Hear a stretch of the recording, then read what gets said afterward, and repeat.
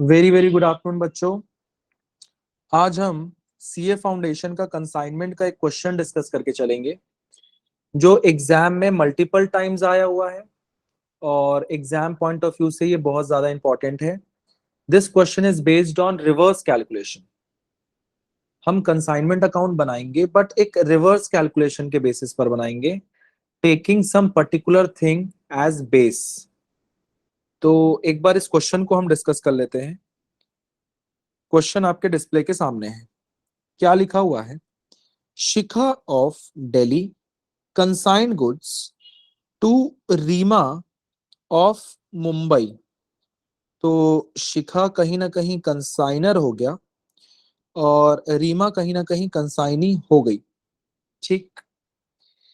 To be sold at invoice price. ये पूरा question है वो इनवॉइस प्राइस पे बेस्ड है। सबसे बड़ा इंपॉर्टेंट पॉइंट है, this entire question is based on invoice price which represents 125% of cost।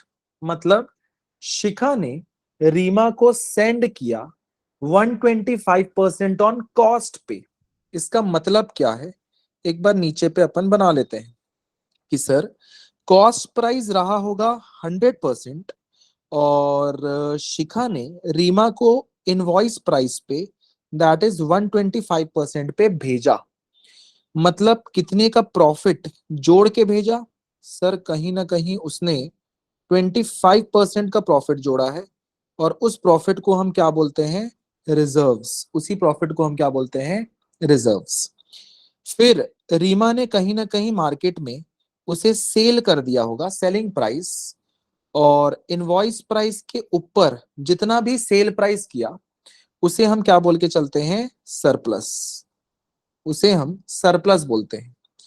तो क्वेश्चन में कहीं ना कहीं सरप्लस अभी फिलहाल मिसिंग है, सेलिंग प्राइस अभी फिलहाल मिसिंग है। हमको कॉस्ट प्राइस पता चल गया 100%, हमको इनवॉइस प्राइस पता चल गया 125%। आगे पढ़ते हैं। Rima is entitled to a commission of 10% on invoice price. हमको इनवॉइस प्राइस का 10% रीमा को कमीशन देके चलना है। तो कमीशन का जो डिटेल है, कमीशन का डिटेल ऐसा है कि sir 10% of invoice price, invoice price का हम 10% देंगे। सेकंड, आगे क्या बोलता है? 25% of any excess realised over the price. मतलब कि सर कोई भी पैसा इनवॉइस प्राइस के ऊपर अगर बिका हो उसका हम 25% देंगे ऑफ सरप्लस। मतलब इनवॉइस प्राइस के ऊपर वो जितने भी अमाउंट में बेचे, इनवॉइस प्राइस के ऊपर जितने भी अमाउंट में बेचे उसका 25% हम उसको कमीशन देके चलेंगे। This is the two condition for giving commission. आगे, the expenses of freight and insurance incurred by Shikha were 45,000। Shikha मतलब कंसाइनर, कंसाइनर को खर्चा हुआ एक्सपेंसेस, एक्सपेंसेस के जो डिटेल्स हैं उनमें से सबसे पहले कंसाइनर का खर्चा है। कंसाइनर को कितना खर्चा हो गया? सर 45,000 का खर्चा हो गया।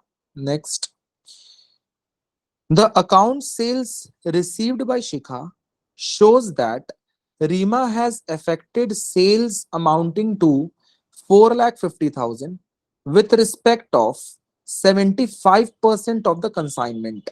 इसका क्या मतलब है? रीमा के पास जितने भी गुड्स आए, 100% गुड्स आए, उसमें से 75% गुड्स रीमा ने सेल कर दिया, बचा उसके पास केवल 25% गुड्स। ठीक सर, इसको भी लिख लेते हैं। सर टोटल 100% गुड्स सेंड किए थे जिसमें से 75% गुड्स सेल हो चुके हैं। कितने में सेल हुए हैं? सर 4,50,000 में हमने बेच दिया है।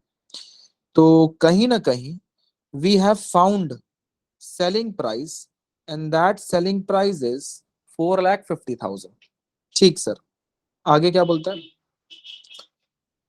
Her selling expenses reimbursed were 36,000। ये खर्चा किसका है? कंसाइनी का खर्चा है। तो कंसाइनी का खर्चा लग गया, कितना खर्चा लग गया? 36,000। आगे क्या बोलता है?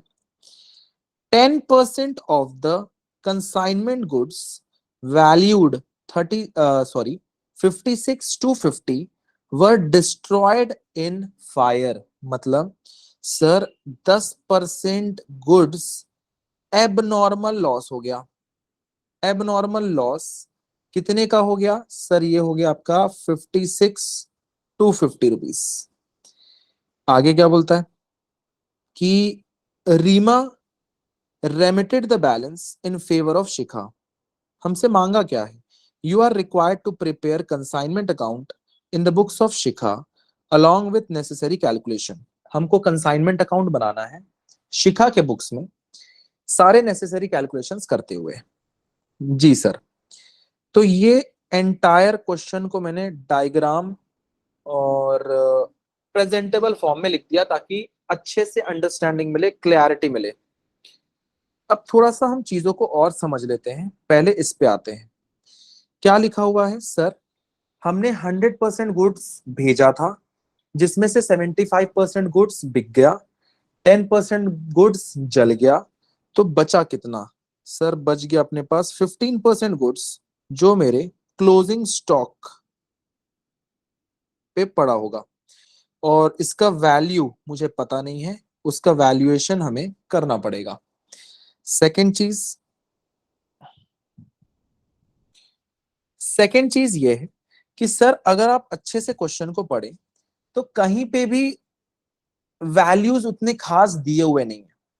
अगर मान लो मैं इस सेलिंग प्राइस को बेस ले लूं, दिस सेलिंग प्राइस इंडिकेट्स 75%। अगर मैं रिवर्स कैलकुलेशन करूं तो मैं 100% गुड्स का सेलिंग प्राइस तो निकाल सकता हूं, बट उससे फायदा क्या होगा?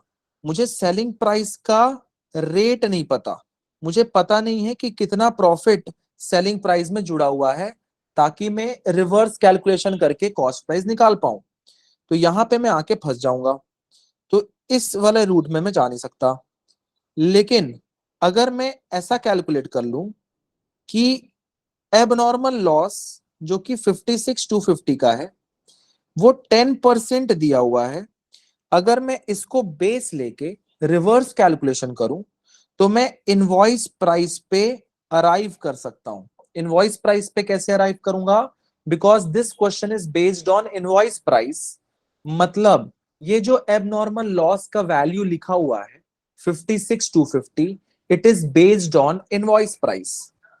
तो मैं जब इनवॉइस प्राइस पे अराइव हो जाऊंगा तो मैं रिवर्स कैलकुलेशन करके कॉस्ट प्राइस भी कैलकुलेट कर सकता हूं, because I know the percentage of profit included in invoice price. जी सर। तो इसके लिए हम कैसे करके चलेंगे? इसके लिए सर हमको करना पड़ेगा, सबसे पहले निकालना पड़ेगा total value of goods at invoice price. कैसे निकालेंगे हम सर? एबनॉर्मल लॉस जो हमको हुआ है 56 to 50 का, दैट इंडिकेट्स 10%, मतलब 10/100। इसका ये मतलब है अगर मुझे total value of goods at invoice price निकालना है तो 56 to 50 को मल्टीप्लाई करना पड़ेगा 100/10 से। रिवर्स, तो रिवर्स से मल्टीप्लाई करूंगा तो आ जाएगा 5,62,500। तो ये जो 5,62,500 आया है, this is the total value of goods at invoice price. ठीक सर। अगर मैं इसे अपने डायग्राम में फीड कर लूं तो total value of goods at invoice price आया है 5,62,500। जी, विच इंडिकेट्स 125%। मतलब अगर मुझे कॉस्ट प्राइस निकालना है तो मैं रिवर्स कैलकुलेशन करके कॉस्ट प्राइस पे जंप कर सकता हूं। तो नेक्स्ट स्टेप में मैं कैलकुलेट करूंगा total value of goods at cost price. ये कैसे कैलकुलेट करूंगा? सर आपको इनवॉइस प्राइस पता है 5,62,500 है, उसको मल्टीप्लाई करते हैं। समझना, दिस 5,62,500 इंडिकेट्स 125 अपॉन 100, मतलब 125%। तो अगर मुझे कॉस्ट प्राइस निकालना है तो रिवर्स कैलकुलेशन करना पड़ेगा, मतलब 100 अपॉन 125 करना पड़ेगा। तो अगर मैं इसे सॉल्व कर लूं तो 562,500 इंटू 100 डिवाइड बाई 125, तो ये आ गया आपका 4,50,000। इसका क्या मतलब है? सर हमने टोटल वैल्यू ऑफ गुड्स निकाल लिया एट कॉस्ट प्राइस। तो total value of goods at cost price is ₹4,50,000। तो अब कहानी शायद समझ में आ जाए कि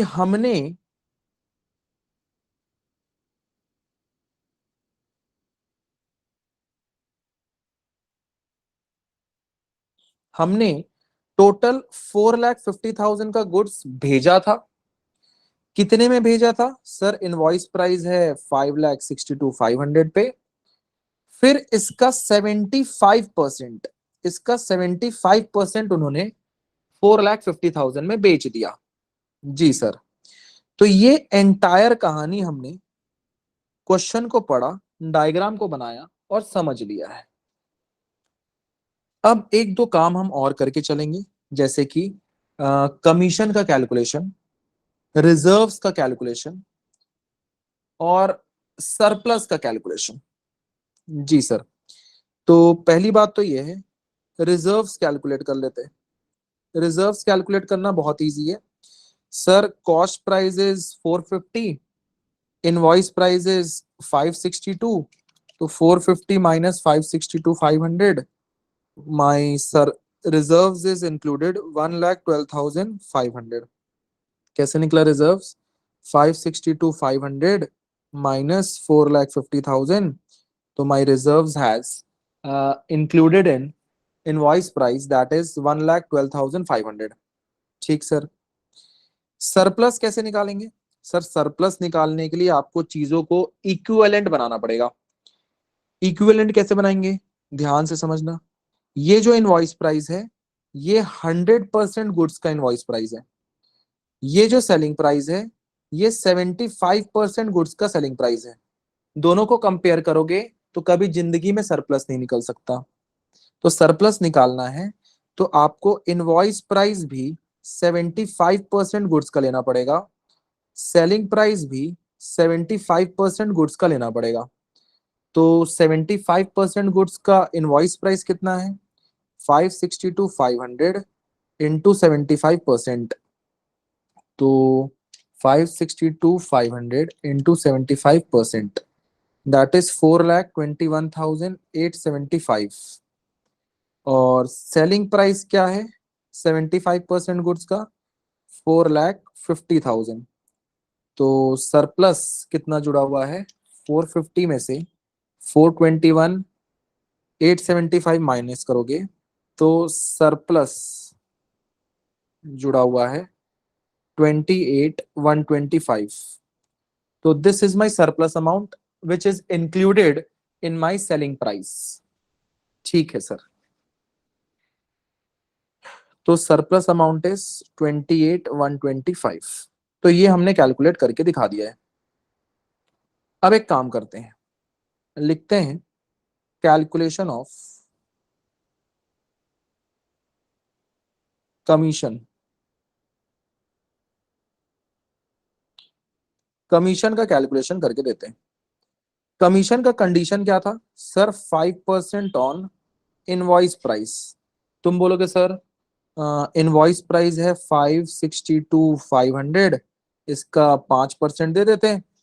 तो भैया ऐसे नहीं करना है, कमीशन हम केवल उसी का देते हैं जो बिक रहा है। तो पूरा 562,500 थोड़ी ना बिक रहा है, बिक रहा है इसका केवल 75%, मतलब पहले हम 75% निकालेंगे, फिर जो आएगा उसका 5% निकाल के चलेंगे। 562 500 इंटू 75% इंटू 5%। तो ये आ गया सर आपके पास 21093.75 आ रहा है। उसको 94 कर लेते हैं, प्लस 25% ऑन सरप्लस। तो हमने सरप्लस तो निकाला हुआ था 28,125 का, तो 28,125 का 25% दे देते हैं। 28,125 का 25%, ये आएगा सर 7031 आ रहा है। उसको राउंड ऑफ करके ले लो, तो 21094 प्लस 7031, टोटल आ गया 28,125। तो ये हमारा क्या हो गया, कमीशन। ठीक सर, तो हमने कमीशन का कैलकुलेशन कर लिया है। अब इतना सब वर्किंग करने के बाद, all these things are part of my working, इतना वर्किंग करने के बाद अब बना लेते हैं कंसाइनमेंट अकाउंट। लिखते हैं consignment account in the books of Shikha.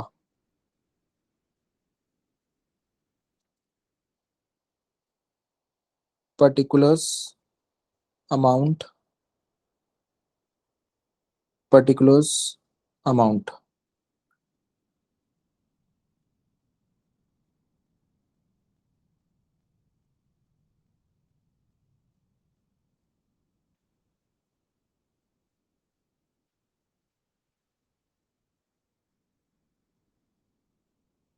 Line draw करने का तो ऑब्जेक्ट ही नहीं दिखता है।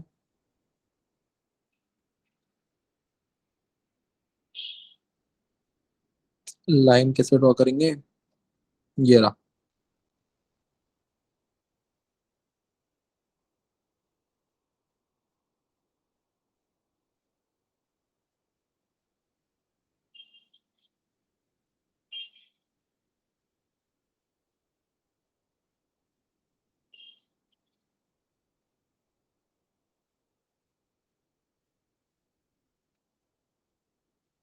चलो,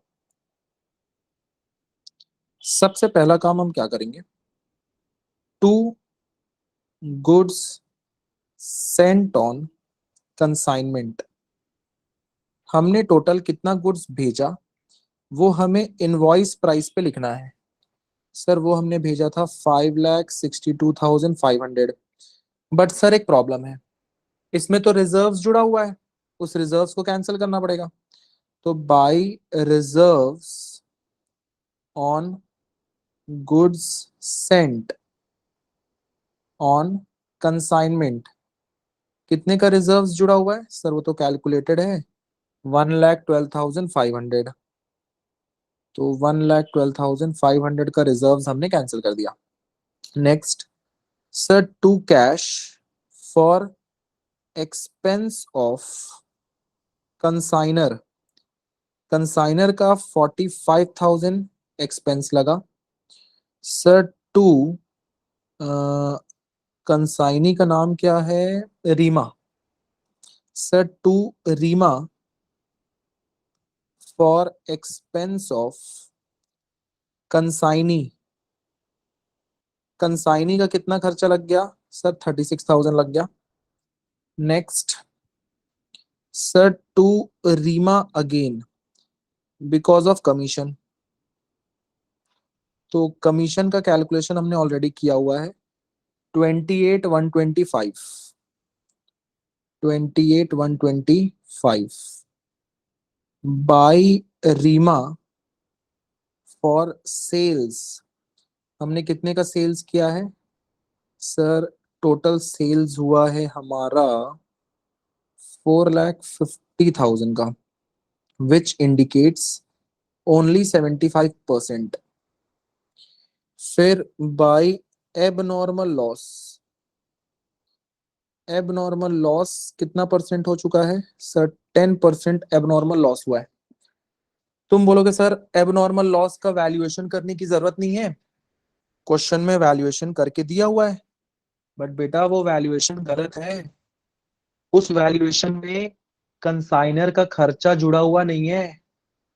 आपको तो कंसाइनर का खर्चा भी तो जोड़ना होता है प्रोपोर्शनेट। तो तुम बोलोगे सर आपको कैसे पता चला जुड़ा हुआ नहीं है? तो बेटा जिसने उसका वैल्यूएशन किया होगा उसने कहीं ना कहीं केवल इनवॉइस प्राइस लिया है।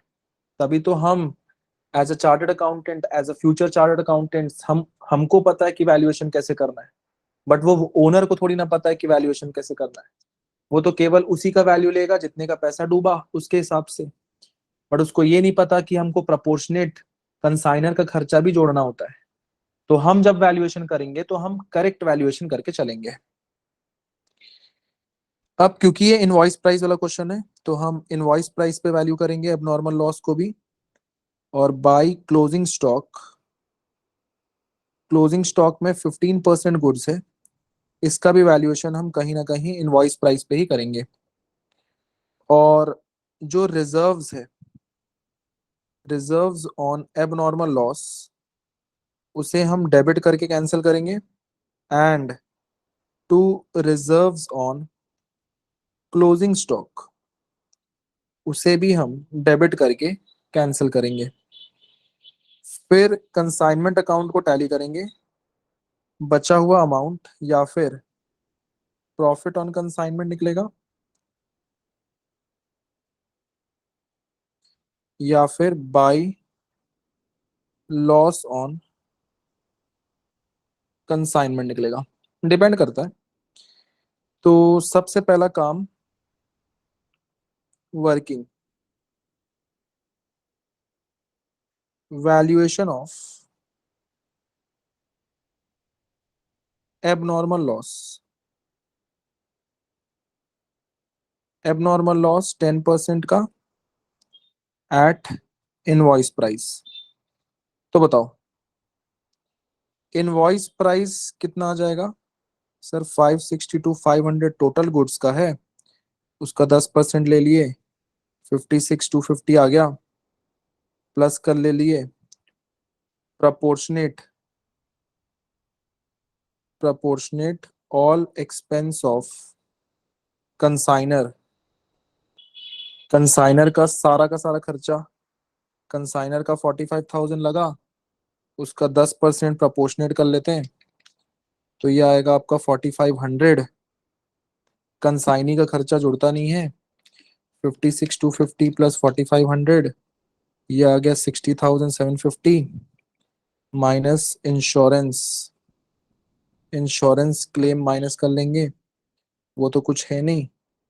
तो टोटल हमारे पास abnormal loss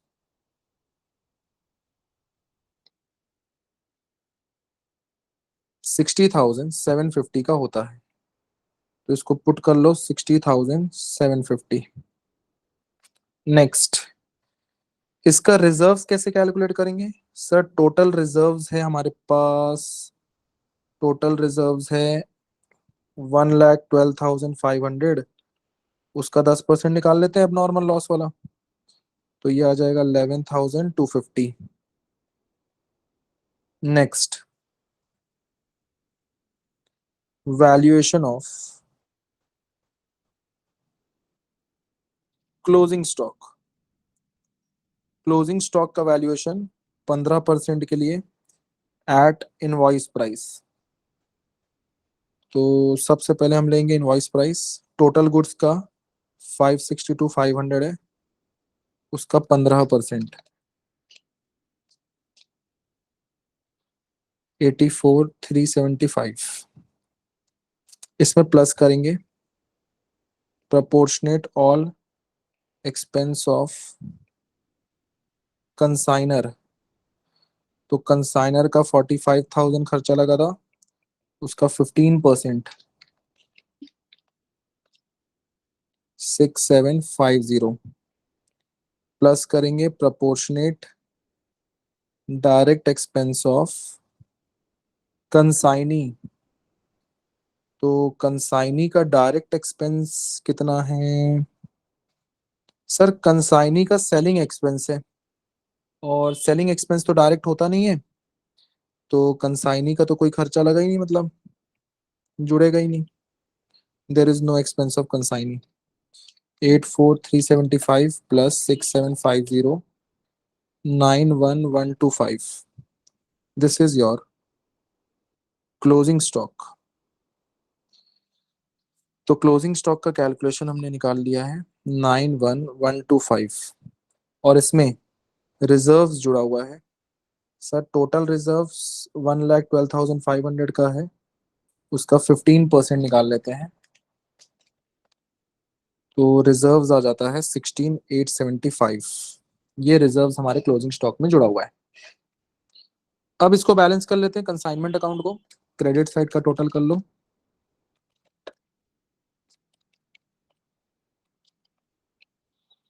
$7,14,375।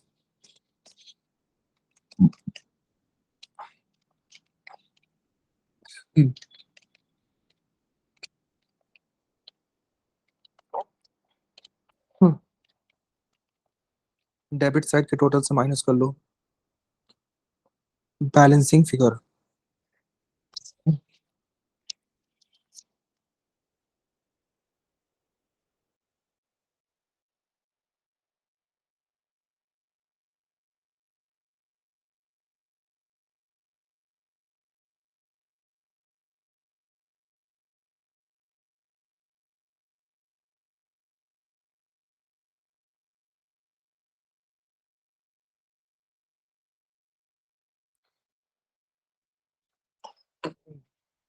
Balancing figure 14,625 profit, loss नहीं आएगा, तो लॉस वाला सिचुएशन हम हटा देते हैं।